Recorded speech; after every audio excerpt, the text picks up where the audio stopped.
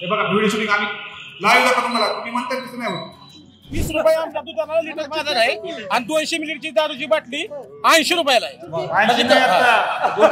मोठ्या लोकांची कामं होतात, गोरगरिबांची कामं होत नाही. मोठ्यांची एका फोनवर कामं होणार. 1,500 इकडे देतात आणि इकडे 7,000 रुपये कव्हर करतात. इकडे 7,000 कव्हर करतात. डाळी महाग, तेल 150 रुपये किलो, म्हणजे 500-600 रुपये एका डब्याला वाढवले त्यांनी. उत्पाद चाललाय. 4 वर्ष जर मुख्यमंत्री पद असतं ना तर बारामती सुजलम सुफलम सुजलम झाली पाहिजे होती. पवार काय पाहिजे तुम्हाला, दुसरं काय नको का? दुसरे आहेत का नाही? अगो किती. आणि आपण म्हणतो की काही गोष्टी आहेत चांगल्या केलं, मान्य आहे की आम्हाला चांगलं केलं. दादांनी केलं, पण दादांनी साहेबांच्या कुबड्या घेतल्या होत्या 15-20 वर्षे. जे त्यांचे पी असतात ना त्यांना लगेच म्हणतात लावरे फोनच्या अधिकाऱ्यांना लगेच फोन लावतात. मला ऐकवलं लावरे तो व्हिडिओ नाही लावरे फोन. अजितदादा फक्त वाढप्यातच काम करत होते. सगळं पवार साहेबांचंच होतं, ते जेवण पवार साहेबांचं होतं, वाढपे फक्त दादा होते. विकास पुरुष हे मोदी जे आहेत आणि त्यांना विकास पुरुष म्हणून अजितदादांनी साथ धरलेले आहे. आता इथून पुढे दादा 1 रुपया सुद्धा जादा आणू शकत नाही, माझं ठाम मत आहे. यांनी सांगतात त्यांच्या उमेदवाराबद्दल, ते परदेशातून डायरेक्ट टपकलेले आहेत. ते आता जे फिरतात घरोघरी ते ओळख करून देणे, त्यांना कुणी ओळखतच नाही. दादांनी गद्दारी केल्यामुळं, गद्दारी ही महाराष्ट्राला पसंत नाही, बारामती तालुक्याला तर मुळीच पसंत नाही ना, त्यामुळं पराभव हा दादांचा 100% ठरलेला. जर हे म्हणतायत ना सोनं वाढलं, तेल वाढलं, एक उदाहरण दाखवा. सुप्रियाताईंनी मोर्चा काढलेला का झोपले होते का? तालुक्यात कुणाची हवा आहे? अजितदादांची. साहेबांची? अजितदादांची, महाराष्ट्रात साहेबांची. पवार फॅमिलीवर सगळ्या अख्ख्या बारामतीकरांचा जीव म्हणजे जीव आहे. त्याच्यामुळं खासदारकीला सुप्रियाताईंना आणि आमदारकीला दादांना असं समीकरण बारामतीकरांनी ठरवलेले. दुष्ट लागण्यासारखी बारामती. बाहेरचे तालुके आले, माझ्या सासरवाडीचे आले तर म्हणते न हुंडा घेता मला मुलगी दिली. पवार साहेब हे महाराष्ट्राचे, आज पवार साहेबांसारखा नेता महाराष्ट्रात सुद्धा नाही, देशात सुद्धा नाही, आणि त्यामुळे आमची कॉलर टाईट आहे. पवार साहेब म्हणले दादा आहेत तर बारामती सुंदर आणि सुजलम सुफलम आहे. 4 तारखेपर्यंत योगेंद्र दादाचा फॉर्म माघारी घेऊन दादांना पाठिंबा द्यावा ही आमची हात जोडून विनंती साहेबांना.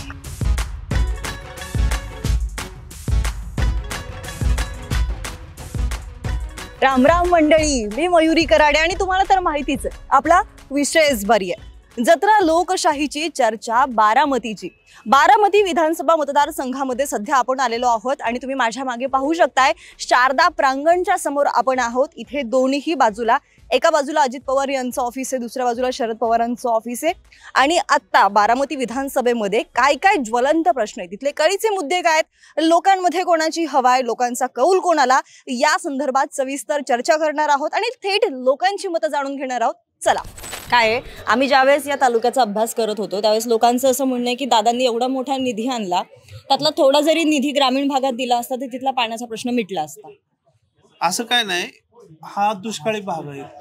मोरगाव सुपा साईडला बरोबर, तिकडं पावसावर शेती आहे, तर तिथं निराडावा कालव्यामधून सुद्धा पाणी आणायचं चाललंय दादांचं. आणि गावात भरपूर विकास केलाय, असं काय नाही. अजितदादांशिवाय इथं काय चालत नाही. बारामतीमध्ये म्हटलं तर अजितदादा आले तर अजून बारामतीचा विकास होईल.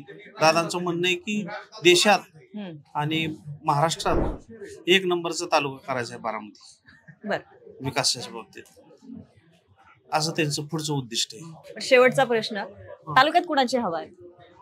अजितदादांचीच. साहेबांची? अजितदादांची, महाराष्ट्रात साहेबांची. डिप्लोमॅटिक उत्तर दिलेलं आहे, सेफ फिल्डिंग केलेली आहे. धन्यवाद. इथे काही लोक आहेत, चहा घेत आहेत, आपण आता त्यांच्याशी विचारूयात. पवार फॅमिलीवर सगळ्या अख्ख्या बारामतीकरांचा जीव म्हणजे जीव आहे. त्याच्यामुळं खासदारकीला सुप्रियाताईंना आणि आमदारकीला दादांना असं समीकरण बारामतीकरांनी ठरवलेलं आहे. बरं, आता हे समीकरण शेवटपर्यंत टिकेल का? टिकेल की दादांचं? गॅरंटी. आता एवढं विधानसभा वस्तूरच बघायचं. आता तुम्ही अजून 10 वर्षाची विचारले होता, आम्ही तरी काय माणसाची गॅरंटी ना आता उद्याची. पण आज सांगतोय आम्ही दादांच्या मागे आहेत विधानसभेला आणि लोकसभेला ताईंना दिलेलं आहे मतदान. आम्ही दादांनी खेडेपाडीत विकास केलेला आहे. बरं, आता दादा इतकी वर्ष इथं विकास करतायत, इथले आमदार म्हणून निवडून येत आहेत. बारामती तालुक्याची गरज काय? बारामती तालुक्याची गरज दादांचा. काहीच राहिलं नाही, काय मागायसारखं दादांकडे ठेवलंच नाही दादांनी. काहीच राहिलं नाही. आम्ही मागायच्या अगोदर 10 वर्ष आम्हाला अगोदर मिळालंय. तुम्ही सांगा काय कमी, तुम्ही आता एवढं बारामतीत फिरताय तर आज काय बारामतीत कमी तुम्हाला दिसलं आम्हाला सांगा, म्हणजे आम्ही तुम्हाला सांगतो की दादांना केले का नाही. तालुक्यासारखा जिल्हा सुद्धा नाही कुठला, जिल्हा सुद्धा नाही कुठला. बर, साहेबांनी पण दिलंच असतं की हो. अहो साहेबांनी हाय की, पण दादा प्रत्येक शनिवार रविवार दादा इथं असतात, काम सगळी बघतात दादा, स्वतः येऊन बघतात ते. मला सांगा जर भेटायचं असेल, दादांना भेटायचं असेल किंवा साहेबांना भेटायचं असेल, कोणाला भेटणं सहज सोपं आहे? दोघांनाही सहज शक्य आहे, फक्त दादांना भेटायला सहयोगवर जावं लागतंय, साहेबांना भेटायला गोविंदबागेत जावं लागतं, तेवढंच अंतर आहे. कुठे गेले तरी कोणाला काही बंधन नाही किंवा काही नाही. गेले की दादांचे भेटे काम होते, साहेबांकडे काम असतं, साहेबांकडे बी होते. बारामतीकरांची काही अडचण नाही, फक्त बारामतीकरांनी ठरवलं की वरती ताईंना आणि आमदारकीला दादांना. दादांपाशी एखादं काम घेऊन गेल्यानंतर दादांची पहिली प्रतिक्रिया काय असते? दादा कामच करून देतात ते. पण आता मी सांगितलं की माझं हे काम आहे बुवा, तर दादा काय म्हणणार? दादा म्हणते 2 दिवस थांबा. काय लावरे फोन, जे त्यांचे पी असतात ना त्यांना लगेच म्हणणार लावरे फोन, त्या अधिकाऱ्यांना लगेच फोन लावतात. मला ऐकवलं लावरे तो व्हिडिओ नाही लावरे फोन. अच्छा, त्यांच्या पीएनला लगेच सांगतात लावरे फोन त्या अधिकाऱ्यांना, काय बांधकडे यांची बघा, व्यवस्थित काम करून द्यायचं काय ती. आणि नंतर मी 2 दिवसांनी पीएनचा फोन येतो की तुमचं काम झालंय नाही झालंय, कसं झालंय, काय सगळं फॉलोअप घेतात. 2 दिवसात कामच करून देतात ते. उशीर नाही अजिबात. खटक्यावर बोट जाग्यावर पलटी, खटक्यावर बोट जाग्यावर पलटी म्हणजे दादांचं काम नाही. दादांचा स्वभाव तसा आहे, काम करणार असतील तर लगेच होय म्हणणार, नसतील तर म्हणणार होत नाही, तुमच्यापर्यंत तुम्ही बघा. आमदार दादाच पाहिजे आणि दादाच राहणार, दादाच राहणार. योगेंद्र पवारांवरती का बरं नाही? नाही ना, नवीन आहे तो, त्यांची कामं नाहीत कोणत्या पद्धतीची. दादाची जशी कामं ऍडव्हान्स मध्ये 25 वर्षाची कामं आहेत, ऍडव्हान्स मध्ये कामं झाल्यात 25 वर्षाची दादाकडून. काय वाटतं कोणाची हवा आहे? योगेंद्र दादा, अजित दादाची. हे अजित दादा म्हणताय. अजित दादा त्यांचा गैरसमज आहे म्हणून ते तसं म्हणताय. वास्तविक पाहता विकास हा पवार साहेब मागे असल्यामुळेच झालेला आहे. कारण दादा निधी हे पळवत होते आणि आमदार सगळे ठाकरेंच्याकडे तक्रार करत होते, पण पवार साहेब त्यांना शांत करत होते आणि म्हणूनच दादा निधी पळवू शकत होते. अन्यथा असा जर निधी आमच्या ग्रामपंचायतीमध्ये जर सरपंचांनी पळवला, 7 दिवसात त्याला कमी करू शकतात लोक. परंतु साहेबांमुळे अजितदादांना कुठलाही धोका नव्हता, ते निधी आणून करत होते. अजितदादा फक्त वाढप्याच काम करत होते, सगळं पवार साहेबांचंच होतं, ते जेवण पवार साहेबांचं होतं, वाढपे फक्त दादा होते. आणि विकास कोणी केला? दादांनीच केला ना. आज एवढे बारामती झाले ते कुणामुळे झाले? दादामुळे झाले ना. विकास करण्यासाठी पैसा लागतो आणि तो पैसा पवार साहेबांमुळेच पुढे आला. दादा फक्त वाढपे होते आणि मग आम्ही निवडून दिले, मग त्यांना काम करणं गरजेचंच आहे, केलंच पाहिजे. बारामती विकास केला का घरचा विकास केला? बारामती विकास केला ना दादांनी, घरनं नाही केला विकास. अहो, बारामतीचाच विकास केला, परंतु त्या विकासासाठी जी साथ लागती, पाठीमागून जो पैसा लागतो तो पवार साहेबांनीच दिला ना. पवार साहेबांमुळेच येऊ शकला पैसा, अन्यथा आता इथून पुढे दादा 1 रुपया सुद्धा जादा आणू शकत नाही, माझं ठाम मत आहे. आता नाही, आता सगळेजण मिळून समान हिश्श्यानेच पैसे, असं पळवून आणू शकत नाहीत, आता जादा आणू शकत नाहीत. पळवून म्हणजे सगळ्याच. आता काय झालं, 288 आमदारात सगळे आमदार तक्रार करायची की आम्हाला निधी मिळत नाही, म्हणजे त्यांच्या हिश्श्याचा निधी बारामतीला येत होता. तर तसा आता येऊ शकत नाही. आता सगळेजण फडणवीस आहेत, शिंदे आहेत, ते लगेच हिशोब करतात. गुणिले आमदार, माझे आमदार 40 आहेत, 40ला इतके पैसे आले का? अजितदादाचे किती आमदार आहेत तेवढेच पैसे दादांना, फडणवीसांचे एवढे आमदार आहेत तेवढेच पैसे त्यांना. 1 रुपया जादा येऊ शकत नाही आणि जादा पैसे जर आले नाही तर एवढा जोरात विकास होऊ शकत नाही. त्यामुळे पवार साहेब असल्याशिवाय बारामतीचा विकास होऊ शकत नाही आणि आतापर्यंत जो झालाय. पवार साहेबांना फक्त आता इथून पुढच्या काळात पवार साहेबांच्या पार्टीला एकच धंदा आहे, विरोधात उपोषण करणे, आंदोलन करणे. विरोधात निवडून येऊन काय करणार आहे? विकास पुरुष हे मोदी जे आहेत आणि त्यांना विकास पुरुष म्हणून अजितदादांनी साथ धरलेले आहे आणि हा रस्ता पवार साहेबांनी दाखवलाय. फक्त पवार साहेब परत फिरले, आम्ही आपला शब्द दिला तर माघारी फिरत नाही, हाच विषय आहे. केंद्राचा निधी महाराष्ट्राला येणार आहे, त्याच्यामुळे केंद्राचा जो निधी आहे ना, तर आपल्या विचाराचा जो आमदार असेल तो केंद्राचा निधी ऑटोमॅटिक येतो आणि केंद्राचा निधी काय पवार साहेबांना मिळणार नाही, त्यांचा जरी इथला कॅन्डिडेट निवडून आला तर. दादांना हा मार्ग पवार साहेबांनीच दाखवलाय म्हणजे? मुळीच नाही. कारण कसं की साहेब हे सर्व धर्म सर्वभाव, म्हणजे सगळ्यांना, सर्व जाती धर्मांना बरोबर घेऊन जाणारे पवार साहेब आहेत आणि भाजप हा जातीवादी पक्ष आहे आणि जातीवादी पक्षाकडे अजितदादा गेल्यामुळं बारामतीच्या जनतेलाच काय महाराष्ट्राच्या जनतेला देखील आवडलेलं नाही, हे मुळीच आवडलेलं नाही. त्यामुळं दादांचे लेतले 8 ते 10 आमदार येतील निवडून आणि आता 50 ते 60 आमदार त्याच्या पुढे देखील पवार साहेबांचे निवडून येणार आहेत. आणि याला कारण म्हणजे पवार साहेबांचं जे राजकारण आहे, सर्वांना धरून सर्व जाती धर्मांना बरोबर घेऊन जाण्याचं जे त्यांचं धोरण आहे, या धोरणामुळे पवार साहेब आज संपूर्ण महाराष्ट्रात लाटच तयार झालेली शरद पवार साहेबांची. 5 ते 10 आमदार 5 ते 10 आमदार त्यांचं स्वप्न आहे ते. विषय असा आहे की विकासाच्या दिशेने भारत देश चालू आहे आणि महाराष्ट्र पण चालू आहे. 14 पासूनचा जो विकास बघितला आमच्या बारामतीत, आजपर्यंत रस्तेच नव्हते. आज चारी बाजूला सिमेंटचे मोठे रस्ते चालू आहे. गडकरी असतील किंवा मोदी साहेब असतील, ते विकास आणतायत. राहिला विषय आमदारांचा विकास. दादा हा विकास पुरुष आहे. त्यांनी आपल्या मतदारसंघात 5 ते 10 कोटी एका आमदाराला पैसे असतात. त्यांनी 9,000 कोटी आता 2.5 वर्षात आणले. 9,000 कोटीचा 2.5 वर्षात आणत असतील तर ते विकास त्यांच्या डोळ्यापुढे फक्त विकास आहे. राहिली गोष्ट जातीवादाचा विषय ते बीजेपीचा काढतात. तसं काय नाही. आपली जी लाडकी बहीण योजना आहे त्यात काही जाती बघितलं नाही. सर्व महिला असतील, मुस्लिम असतील, ख्रिश्चन असतील, कुठल्याही ज्या आर्थिकदृष्ट्या दुर्बल घटकातील ज्या महिला आहेत ज्यांना त्या 1500 रुपयाचं खूप महत्व आहे, सर्व जाती धर्मांनी दिलं ना. असं जर तुम्ही जातीवादी म्हणत असाल फक्त हिंदू महिलांसाठी फक्त ती योजना राबवली असती, असं नाही झालं. त्यामुळं ह्या तिघांचं सरकार आणि शिंदे सरकारच्या ह्या पिरियडमध्ये इतकं मोठं काम झालं की तुम्ही महिलांना मोफत अर्ध्या तिकिटात तुम्ही एसटी संपूर्ण महाराष्ट्रभर फिरू शकता. त्यानंतर 65 वर्षाच्या पुढील वयस्कर लोकांना हे आजपर्यंत दिलं गेलं होतं. आमच्या इथनं पालखी जाते मॅडम, महाराष्ट्राचं आराध्य दैवत आहे तुळजापूर, तिथं जी पालखी जाते त्यांच्या गाड्यांना टोल घेत होते. त्या गाड्यांचे टोल माफ केले या सरकारने. म्हणजे जनतेपर्यंत एवढे सिलेंडर वाटप असेल, महिलांच्या योजना असतील, या सगळ्या जनतेपर्यंत डायरेक्ट आता 1 रुपया का होईना पहिला कधीही पोचत नव्हता, आता डायरेक्ट खात्यात पैसे यायला लागले. त्यामुळं प्रामाणिक महिला आहेत. 50% महिला मतदार आहेत, ते अतिशय प्रामाणिक असतात. ते 50% मतदान युतीला महायुतीलाच पडणार आहे, यात कसलीही शंका नाही. लाडकी बहीण, मोफत सिलेंडर आणि टोल माफी हे सगळं करताना दादांनी जातपात बघितली नाही असं त्यांचं म्हणणं आहे. परंतु दादांना मत पाहिजे म्हणजे सगळ्यांचंच मत पाहिजे. त्यांना काय असं ह्या समाजाचं नको त्या समाजाचं नको. परंतु त्यांनी जे काढले की लोकसभेला दणका बसल्यानंतर, लोकसभेला लोकांनी नाकारल्यानंतर ही योजना आणली आणि ही योजना मतं मिळवण्यासाठी लाच देण्याचाच प्रकार आहे. हा एक लाच देण्याचा प्रकार आहे. लाच देण्याचा प्रकार असता तर 5 वर्षासाठी शेतकऱ्यांना जी महत्वाची अडचण आहे, शेतकऱ्याची लाईट बिल माफ केली 5 वर्षासाठी. ती योजना 5 वर्षासाठी केलेली, त्याचा गवगवा कुणी केला नाही म्हणून ते कळत नाही. परंतु खूप मोठा आजार शेतकऱ्यांना झालेला आहे. आणि हे ज्या योजना आणल्यात ह्या आत्ता आणलेल्या आहेत आणि ह्या पुढे चालू राहतील ह्याची काय खात्री. जर तुम्हाला हे द्यायचं होतं तर 2 वर्ष आधी का नाही दिलं. तो जीआरच 5 वर्षाचा आहे. शेतकऱ्यांना वीज माफी ही 5 वर्षासाठी जीआरच काढलेला आहे. 3 वर्षांनी त्याची पाहणी होणार. म्हणजे ऑर्डरच अशी निघली. विरोधक बोलतात चालू राहील का, मग ते विरोधक बोलतात. सरकार कुठे बोललंय, विरोधक बोलतात ना चालू राहील का नाही. साहेब आहे तोपर्यंत योजना चालूच राहणार सगळ्या. असं नाही. योजना चालू केली ही पुढच्या महिन्यात सुद्धा बंद होऊ शकते.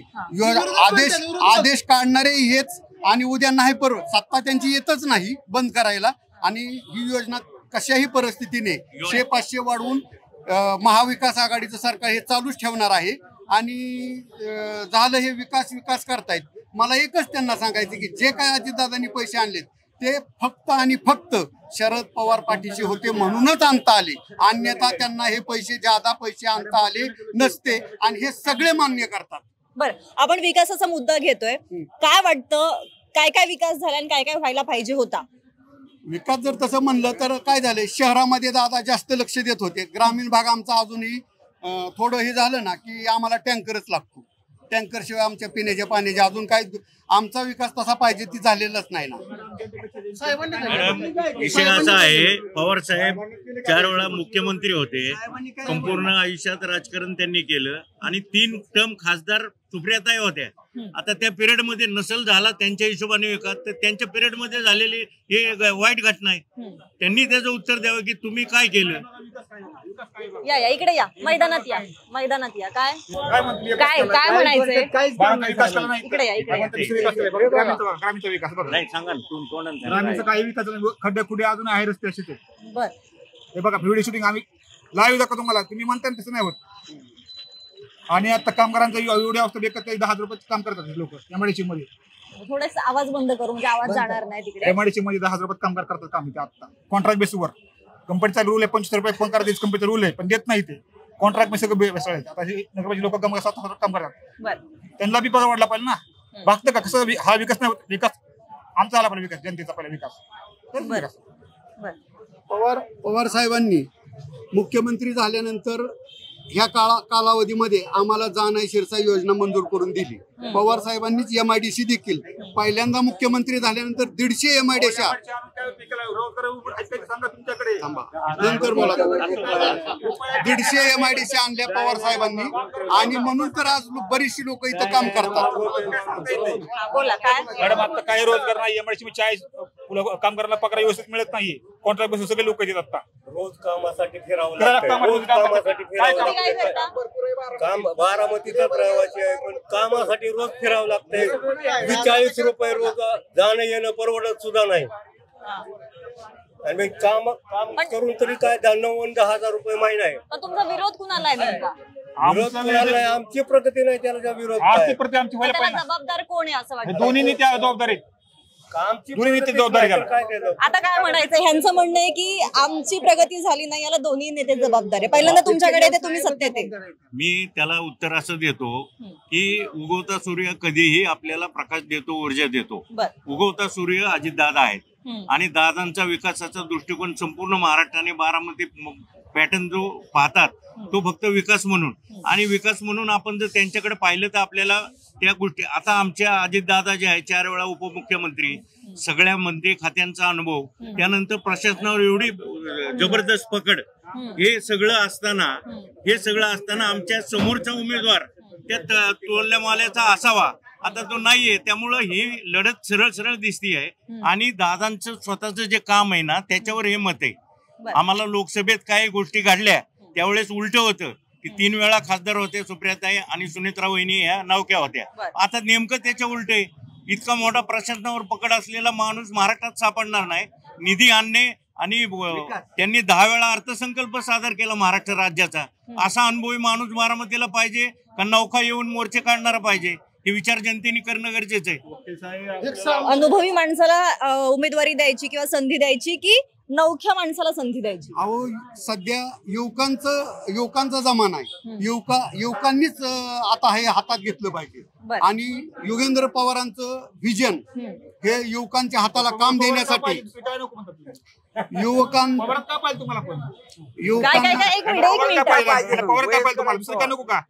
दुसरे आहेत का नाही? अहो किती हा माणूस उभा राहू शकतो, ह्याला तिकडे देऊ शकतो तुम्ही. बारामध्ये जायचंय मला, राव देऊ शकतो तिकीट. तर तुम्हाला का भीती वाटली? पवारांच्या विरोधात मी नाही जाऊ शकत. मी पोट भरायला आलेलो आहे मराठवाड्यातून. बारामतीत उत्तम प्रतीचा रोजगार आहे, एवढे काम आहेत. आता हे दादा मागाशी म्हणाले की बारामतीत कामं नाहीये, बारामतीत मजूर मिळत नाहीये. मी मराठवाड्यातून बारामतीत आलोय पोट भरायला. दिवस रात्र बारामतीत काम करतोय. स्वतःचं घर झालं, दुकान झालं, ही फक्त पवार साहेब आणि अजित दादा दोघांमुळे झालेलं आहे. मी स्वतः काम करतो लाईट फिटिंगचे, रोजचा 1,000-1,500 कॉन्ट्रॅक्टर नाहीये. मी बारामतीतच ITI केला. बारामतीत लाईट फिटिंगचे काम मलिदा खाणारा नाहीये. 1,000-1,500 रुपये माझ्या कुटुंबापुरते मी रोज कमवतो आणि बारामतीत उदरनिर्वाह करतो. 500 बी भेटत नाही. तुमच्याकडे स्किल नाहीये, ते तुम्ही स्किल आणायला पाहिजे होतं. IT इंजिनियर तुम्हाला पगार किती मिळतो विचारते, काय मिळतो रोज? तुम्ही IT इंजिनियर आहे असं मला तर काय वाटत नाही. आणि असता तर तुम्ही IT मध्ये काम केलं असतं. असे 1,000, 8,000, 10,000 बारामतीत कोणीच काम. दुकानात गेलं तरी किमान 12,000, 15,000 पगार आहे. MIDCत गेलं 15,000 रुपये पगार आहे. असं कुणी कुठं नाहीये. कॉन्ट्रॅक्ट मध्ये 10,000 रुपये पगार आता. दुधाला बाजार नाही, 20 रुपये लेबरच मिळत नाही. दुधाला आमच्या 20 रुपये बाजार आहे लिटरला. आणि 235 रुपये भाव आहे आणि शासन त्यात अनुदान देते 7 रुपये. तुम्ही खोटं सांगू नका. 20 रुपये बाजार लोक घाबरायला लागली. 20 रुपये आमच्या दुधाला लिटर बाजार आहे आणि 200 मिलीची दारूची बाटली 80 रुपयाला आहे. मी 60 रुपये लिटर दूध घेतो बारामतीत. 60 रुपये लिटर खेडेगावातला मुलगा आहे मी. अहो देशाचे कृषी मंत्री होते पवार साहेब देशाचे कृषी मंत्री होते. त्यांनी कृषी खात्यासाठी केलं ना काम. देशाचे कृषी मंत्री होते पवार साहेब. त्यावेळेस 12 रुपये 13 रुपये लिटर दूध होतं आणि ऊसाचे भाव जास्तीत जास्त 17 रुपयाच्या वर कधी गेले नाही, जे आज 3537 रुपये टनाला मिळत आहेत. हे विकासच आहे ना. हे विजन जर विकासाचं ठेवलं तर होतंय. याच्यापूर्वी आपल्याला रस्ते पण नव्हते. काय सत्य परिस्थिती, तुमचं काय म्हणणं आहे? आता ही पॅकिंगचं दूध आहे का नाही, पावशेर कसं जात आहे 20 रुपये आणि आमचं 20 रुपये लिटर जात आहे. तुम्ही पॅकिंग करून विका, तुम्ही ब्रँड तयार करा स्वतःचा. तुमच्याकडे गुरु म्हशी आहे ना, तुम्ही पॅक करून विका. एवढं आम्ही मोठी माणसं असतो, आम्ही केलं बी असतं. आम्ही मोलमजुरी करून खाणारी माणसं आहे. तुम्ही स्वतःला प्रूफ करून दाखवा. मुद्रा लोन काढा, सगळी सोय दिली, पण करायचंच नाही आपल्याला करायचंच नाही. मोठ्या लोकांची कामं होतात, गोरगरिबांची कामं होत नाही. मोठ्यांची एका फोनवर कामं होणार. तुमच्या शेतीचं लाईट बिल माफ झालं का? तुमच्या शेतीचं लाईट बिल माफ झालं का? शेतीचं तुमच्या बायकोला 1500 रुपये आले का? आले. अजून काय पाहिजे? काय पाहिजे?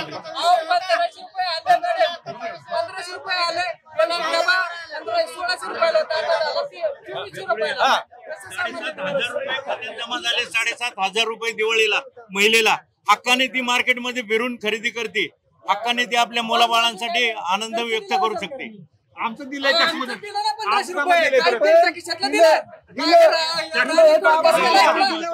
दिलं, याला महत्व आहे.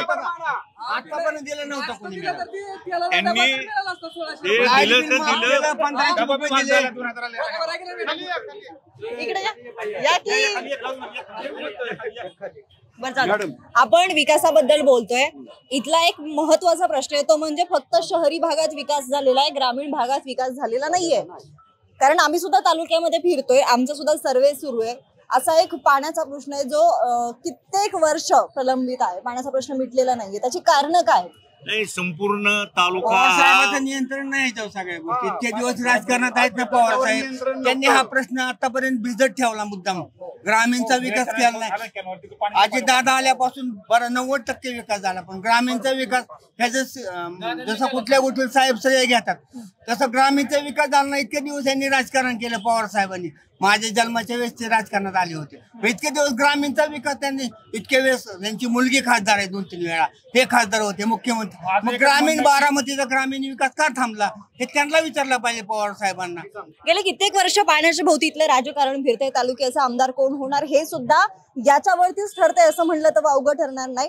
पण आता दोन्ही पक्षाची लोक आहेत, साहेबांच्या पक्षातून पण आहेत आणि दादांच्या पक्षातून पण आहेत. मला सांगा, पुढच्या 5 वर्षासाठी साहेबांच्या पक्षाकडून काय कल्पना आहे? MIDC आता युगेंद्रदादा पवार हा उच्च शिक्षित फॉरेन वरून शिकून आलेला मुलगा आहे आणि युवक आहे. आणि सध्या गरज आहे, युवकाच्याच हातात सत्ता देण्याची गरज आहे सध्या. आणि त्यांचं व्हिजन जे आहे, MIDC प्रत्येक आमच्या भागातल्या मुलांना काम देण्याचं त्यांचं व्हिजन आहे. त्यासाठी ते मोठमोठे 4-5 कंपन्या आणणार आहेत.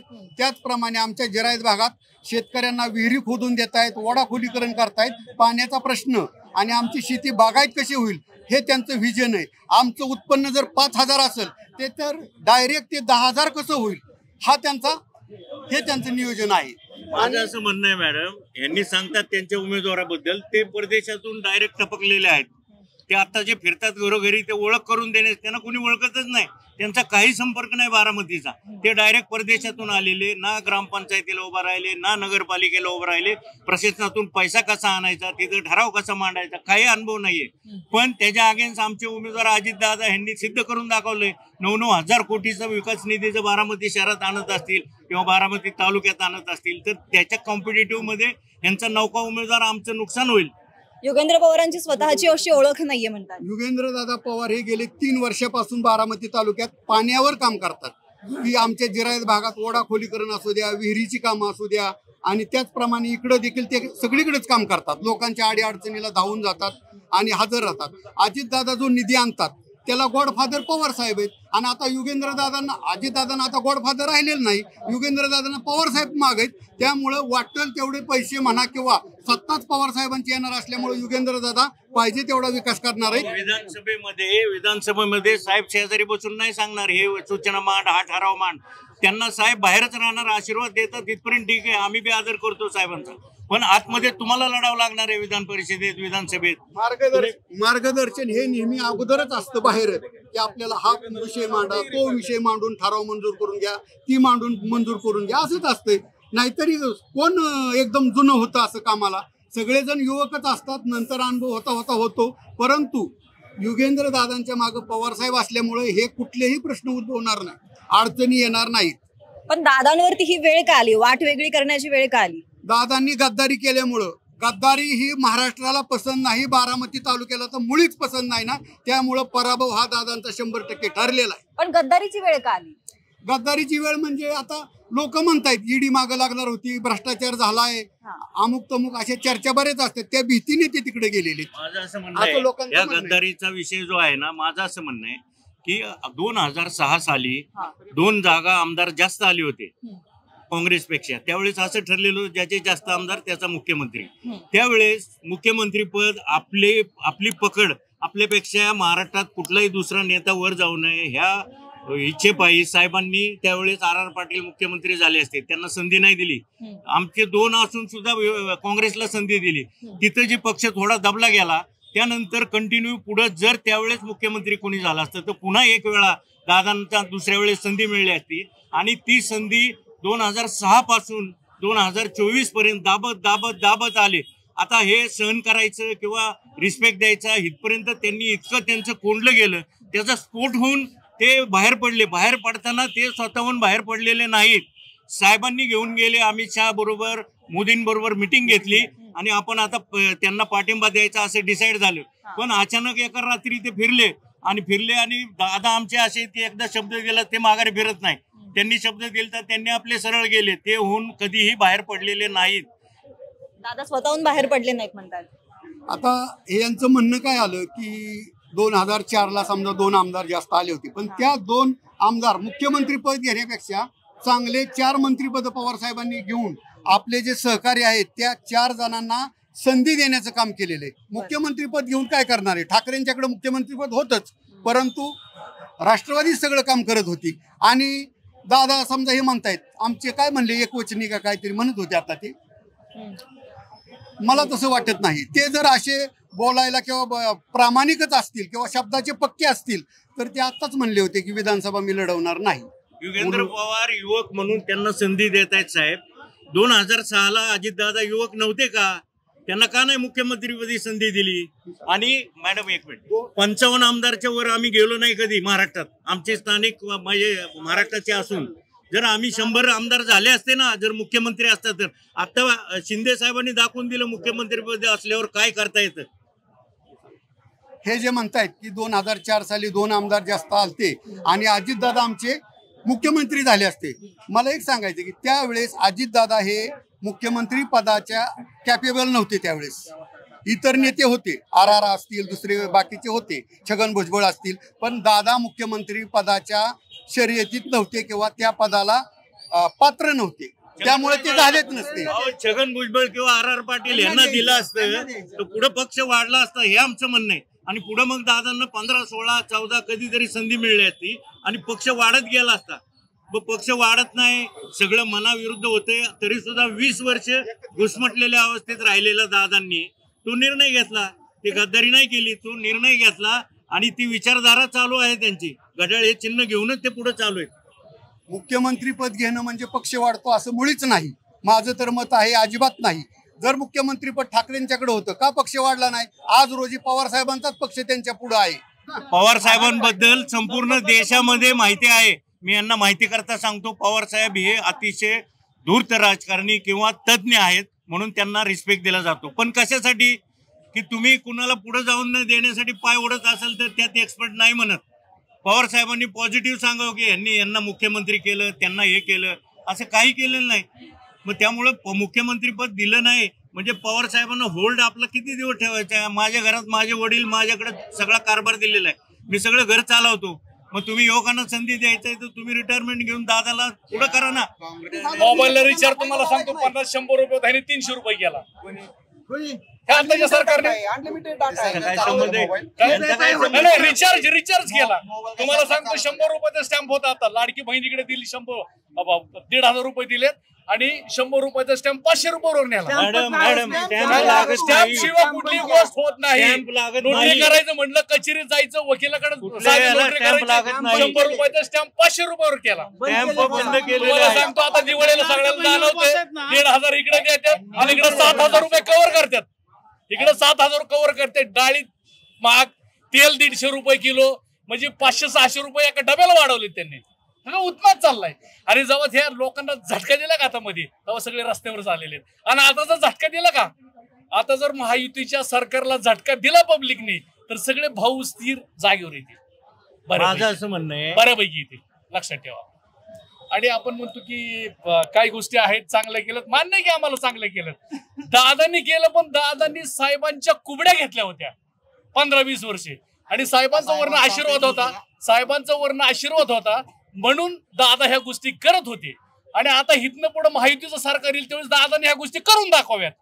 कारण एकनाथ म्हणन माझे, हे म्हणन माझे फडणवीस, आणि दादा म्हणतील माझे. आता वस्तुस्थिती अशी की हे जे आणि हिथं जे असं पूर्ण पटांगण होतं साहेबांच्या ह्याच्यात, साहेबांच्या पक्षामध्ये दादांना पूर्ण मोकळीक होती, त्यामुळे विकास करत होते, पैसे आणत होते. आता अवघड आहे, आता अवघड आहे. आणि विदाऊट कुबड्याच्या दादांनी करून दाखवा, आम्ही त्यांची शुभेच्छा देतो. अडचण काही नाहीये. माझं म्हणणं आहे मॅडम, जर हे म्हणतायत ना सोनं वाढलं, तेल वाढलं, एक उदाहरण दाखवा. सुप्रियाताईंनी मोर्चा काढलेला का झोपले होते का? आणि हे म्हणतात दादा साहेबांच्या कोबड्या घेतल्या. साहेबांचा आशीर्वाद आम्ही आता बी मानतो ना, साहेब आमचे आदरणीयच आहे. पण साहेबाबद्दल अजूनपर्यंत त्यांचं एक मन केलं नाहीये, साहेबाचं अजून मन दुखावलं नाहीये. दादाबद्दल जर खालच्या पातळीवर टीका करत असेल ना, तर पहिले स्वतःचं अस्तित्व बघा, स्वतःचं अस्तित्व काय आहे ती पहिले निर्माण करा. तुम्ही तुतारीचं काम करताय ना, तर आम्हाला शुभेच्छा आहे तुमचं तुतारीला, पण निवडून येईन ती फक्त अपेक्षा बघा, किती मतं पडतील ती बघा. आता तुम्ही पुढचं रान नका हे करू. बहिणीला, लाडक्या बहिणीला 500 रुपये स्टॅम्प वापरले ना, तर तुम्ही आता बघितलंय 500 रुपये स्टॅम्प किती रुपये स्टॅम्प चालू आहे का बंद आहे, स्टॅम्पचा विषयच नव्हता. आणि जे करणारे लोक होते ना, ती तुतारीचीच लोक काम करते, ते स्टॅम्प पेपरची लोकांसाठी करायची दवा. सरकारचा निर्णय सरकारचा निर्णय स्टॅम्प ड्युटी वाढवायचा सरकारचा निर्णय आहे, तुमचा आमचा नाहीये. आलं का लक्षामध्ये? सरकारी निर्णय आहे. सगळं भयानक परिस्थिती, स्फोटक ग्राउंड लेवलला फार वाईट परिस्थिती. स्टॅम्पचा विषय बोलतो मॅडम, स्टॅम्प सरकारने अजिबात वाढवलेला नाही, सरकारने निर्णय घेतला नाही. फक्त काय केले, जे ॲफिडेव्हिट लागतात कोर्टामध्ये, जे छोटे छोटे 100 रुपये 200 रुपयाचे हे सर्टिफिकेट ॲफिडेव्हिट लागतात, त्या ॲफिडेव्हिटला जे स्टॅम्प लागायचा तो बंद झालेला आहे. त्याच्या अगोदरच ER निघालेला आहे. राहिला विषय, ते छोटे स्टॅम्प लागत नसल्यामुळे त्यांची छपाई बंद केलेली. सरकारने असं म्हणलेलं नाही की 100च्या ऐवजी 500 द्या. आणि खरेदी खताला वगैरे 500च्या पुढे जे स्टॅम्प लागतात ते ऑलरेडी लागतात. 100चे 200चे स्टॅम्प लागत नसल्यामुळे मार्केटमध्ये ते छपाई बंद केलेली. मला परवडत नाही 100 रुपयाचा स्टॅम्प असले. 100 रुपयाच्या स्टॅम्पवर बरीचशी कामं होतात, पण ऑल बरोबर ह्यांनी 100 रुपयाचा स्टॅम्पच बंद केलेला आहे. एखाद्या वकिलाकडे जाता गेलो की वकील साहेब मला एक नोटरी करायची आणि एक 700 रुपये देतो, ते वकील काय म्हणतो माहितीये का, अरे येडाय का तू, 500 रुपयाचा स्टॅम्पच घ्यावा लागतो, 2000 रुपये दे, अशी परिस्थिती आता. स्टॅम्प वाल्याचा विषय सांगतो, म्हणजे इकडून ऐका, इकडून 1,500 दिलेत आणि इकडून 7,000 गोळा केलेत मागच्या दारात. लागत नाही. आणि प्रत्येक गोष्ट स्टॅम्प होऊ शकत नाही. तुमचं कचेरी असेल, तुमचं कोर्ट असेल, तहसील ऑफिस असेल, प्रांत ऑफिस असेल, पोलीस स्टेशन असेल, ॲफिडेव्हिट असेल, स्टॅम्प शिवाय काही गोष्ट होत नाही. आणि विदाऊट स्टॅम्प शिवाय होत नाही. आणि बारामतीमध्ये तुम्हाला मॅडम सांगतो, एक परिस्थिती अशी, जो उपभोग घेतो ना त्याला कामाची जाणीव कळत नाही. बारामतीकरांनी इतका चांगल्या पद्धतीने उपभोग घेतलाय की त्यांना जाणच नाही की विकास म्हणजे काय. कारण सगळ्या गोष्टी, लाईट चांगली, रस्ते चांगले, पाणी चांगली, ती नालायक लोक झालीत. जी केलं, बाहेरचे तालुके दुष्ट लागण्यासारखी बारामती, बाहेरचे तालुके आले, माझ्या सासरवाडीचे आले तर म्हणते न हुंडा घेता मला मुलगी दिली. बघा, कुठलाही घेतला नाही का, तर आमच्या बारामतीमध्ये पाणी, सगळ्या गोष्टीत, सगळ्या सुखसुविधा आहेत. मुलगी द्यायचं म्हणलं तर बारामतीला द्यायचं म्हणून पहिलं प्राधान्य देते. का देते? फॅसिलिटी आहे. आणि हे सगळं करून ठेवलंय. जर दादा जर असतील तर अजून चांगल्या चांगल्या गोष्टी होतील, एवढं लक्षात ठेवा. बारामतीमध्ये क्रीडा संकुल बघा, सुखसुविधा बघा, सगळ्या बघा. जर तुम्ही सोलापूरला जावा, तिथे क्रीडा संकुल दिसते, घाणेरडे झाले. तुम्ही जाऊन या, तुम्ही क्रीडा संकुल बारामतीमध्ये एवढ्या चांगल्या सुविधा झाल्यात जर दादांनीच केलेल्या आहेत. जर काही जर कमी जर झालं ना सगळं नरक होईल. गुटखा खाऊन सगळं खाऊन चांगले दवाखाने, परिस्थिती बिकट होईल. दादा आहेत तर बारामती सुंदर आणि सुजलम सुफलम आहे. दृष्ट लग्नासारखी बारामती आहे, पाण्याचा प्रश्न मिटलाय हे म्हणतात. तिघांचं मिळून स्केल आहे, हा एकट्याचं नाहीये. हे तिघांचं मिळून आहे. साहेबांचा आशीर्वाद, ताईंचं केंद्रात काही सगळ्या गोष्टी आणणे. तुम्हाला सांगतो दादानी त्याचा पाठपुरावा करणे, तिघांचं मिळून तो स्केल आहे, एकट्या दादांचा नाहीये. लक्षात ठेवा. कबूल केलं तिघांचं मिळून आहे. तू तरी सुप्रिया ताईंचं पण आहे. 4 वर्ष मुख्यमंत्री पद होतं, 4 वर्ष. त्यावेळी का काय केलं नाही हो? कॅमेरा तिकडे. 4 वर्ष जर मुख्यमंत्री पद असतं ना तर बारामती सुजलम सुफलम सुजलाईन झाली पाहिजे होती. हा ती जाऊ द्यात. हो का, त्यांच्याबद्दल प्रेम आहे. 2 मिनिटं. त्यांच्याबद्दल प्रेम आहे, आदर आहे, नम्रता आहे. शेवट देव कुठला पण असू दे, आम्ही सगळ्यांना मानणारी लोक आहेत. जर तुमच्याकडे जर चांगले चांगले जर पद जर होते तर का चांगल्या गोष्टी केल्या नाहीत? आज एक सगळ्यांना विचारतो, DY पाटील हॉस्पिटल जाऊन बघा. काय जेवढे बारामतीमध्ये जेवढे कर्मचारी आहेत ना तेवढी DY पाटीलची सिक्युरिटी गार्ड आहे. ती कोणाचं त्यांच्या बरोबरची पवार साहेबांबरोबर ती व्यक्ती होती ना. मग बारामतीमध्ये का नाही केलं? आता तुम्हाला सांग का केलं नाही? गेले 20 वर्षापासून MIDC मध्ये एकही कारखाना आणलेला नाही. MIDC ऐका, एकही कारखाना आणलेला नाही. 20 वर्ष झालं. हे सगळे आणली MIDC टोटल साहेबांनी आणलेली. MIDC साहेबांनी आणलेली, रेल्वेचं ब्रॉडगेज करून साहेबांनी केलेले, विमानतळ साहेबांनी आणलेले. तुम्हाला सांगतो सगळे शैक्षणिक सुविधा, विद्या प्रतिष्ठान असेल, शारदा नगर असेल, ऐकून घ्या, हे सगळ्या गोष्टी शिक्षणाच्या सुविधा सगळ्या पवार साहेबांनी आणलेल्या. शिक्षण क्षेत्र आणलं म्हणजे काय? रोष कोणावर आहे नेमका? रोष कोणावर आहे? रोष आमचा भाजपवर आहे. भाजपवर. 2 मिनिटं. रोष आमचा भाजपवर आहे. का बरं? खोटं बोलायचं, जातीवाद. मग तुम्ही दादांवरती बोलताय, दादांवरती बोलताय. नाही, युती आहे ना, त्याच्यामुळे बोलावं लागतं. वैयक्तिक इच्छा नाही बोलायची. मग दादा खरा रोष भाजपचा आहे, भाजपवर आहे आमचा. नाही भाजप दादा जर पुन्हा आले तर 50 कमी 50 कमी झालेत. 50 कमी झाले. नाही, माझा एक साधा प्रश्न आहे. दादा जर परत आले तर तुम्ही घेणार का दादांना?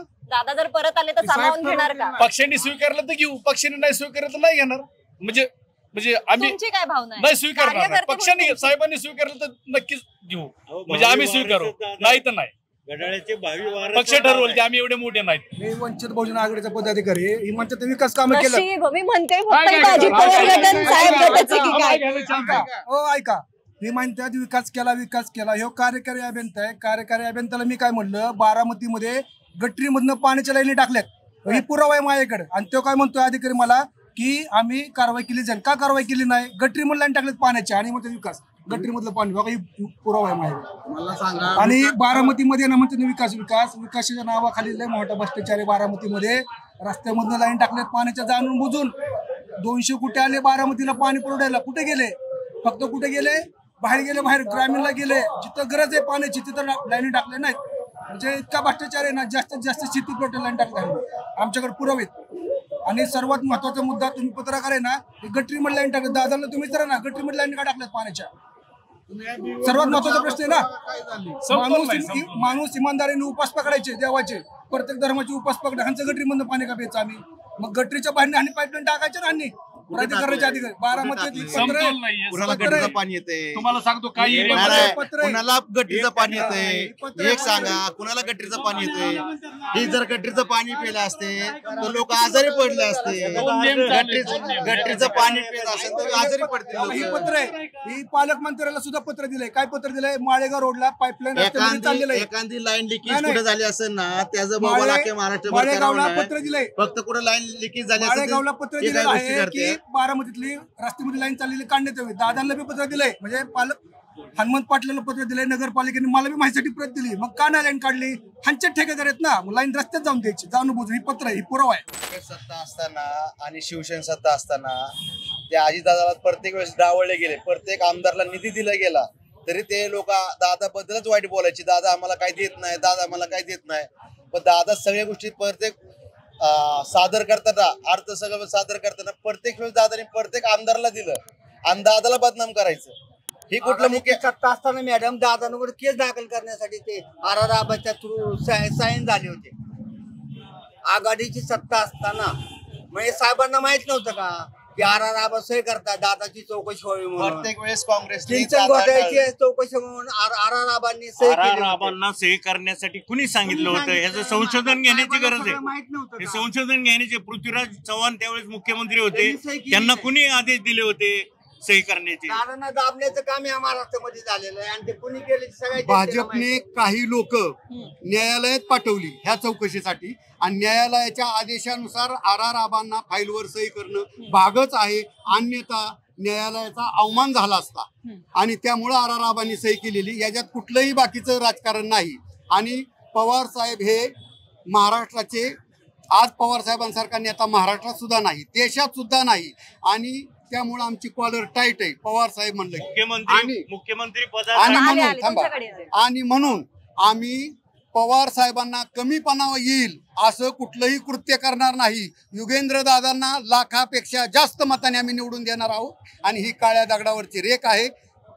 धन्यवाद. मुख्यमंत्री होण्यापासून दादांचे पंख छाटणारे कोण आहे याचा जर विचार केला तर त्यामध्ये सर्व सिद्ध होते. तरी पण अजित दादा असतील किंवा आम्ही सर्व बारामतीकर असू, आम्ही साहेबांचा रिस्पेक्टच करतो. साहेब हे रिस्पेक्ट आहे. फक्त आमची साहेबांना विनंती की 4 तारखेपर्यंत योगेंद्र दादाचा फॉर्म माघारी घेऊन दादांना पाठिंबा द्यावा, ही आमची हात जोडून विनंती आहे साहेबांना. आपण पाहिलंय बारामती तालुक्यामध्ये आता 2 गट तयार झालेले आहेत. एक अजित पवारांचा गट आहे, दुसरा थेट शरद पवारांचा गट आहे. आता बघूया 23 तारखेला स्पष्ट होईल नेमकं काय चित्र असेल. पण मला सांगा, तुम्हाला काय वाटतं? मी प्रत्येकाकडे येते. तालुक्याचा आमदार कोण व्हायला पाहिजे? फक्त अजित पवार. अजित दादा. एकच वाद, अजित दादा. योगेंद्र पवार. योगेंद्र दादा. अजित दादा. अजित दादा. अजित दादा. तालुक्याचा विकास बघता एकच वाद, अजित दादा. अजित दादा. अजित दादा. बिचुकलेंचं नाव कोणी घेतलं? बिचुकले कोणाला हवे? बिचुकले कोणाला हवे तिथे? आणि इथं बिचुकलेंचा चाहता वर्ग सापडलेला. बिचुकले कोणाला हवे? दाट आपण पाहिलेलं या ठिकाणी आता युगेंद्र पवार आणि अजित दादा अशी दोन्हीही नावं समोर येत आहेत. बघूयात आता निकालातूनच कळेल आपल्याला इथे नेमकं आमदार कोण होणार. तुम्हाला काय वाटतं? बारामती तालुक्याचा आमदार कोण व्हायला पाहिजे? तुमची मतं आम्हाला कमेंटमध्ये नक्की कळवा. आणि तुमच्या सुद्धा मतदारसंघात नेमकं काय वातावरण आहे हे जर पाहायचं असेल तर विशेष भारीला आत्ताच सबस्क्राईब करा. धन्यवाद. विशेष भारी